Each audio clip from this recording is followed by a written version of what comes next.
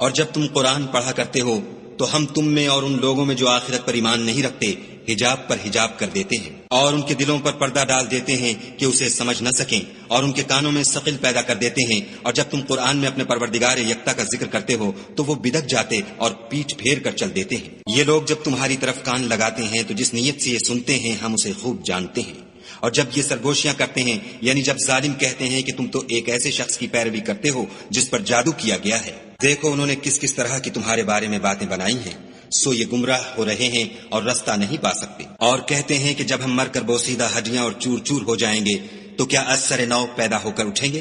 کہہ دو کہ خواہ تم پتھر ہو جاؤ یا لوہا یا کوئی اور چیز جو تمہارے نزدیک پتھر اور لوہے سے بھی بڑی سخت ہو،